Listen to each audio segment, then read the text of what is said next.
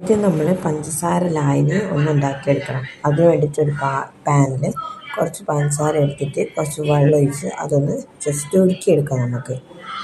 അതിനുശേഷം നമുക്ക് വത്തക്ക ചെറിയ ചെറിയ കഷ്ണങ്ങളായിട്ട് മുറിച്ചെടുക്കാം.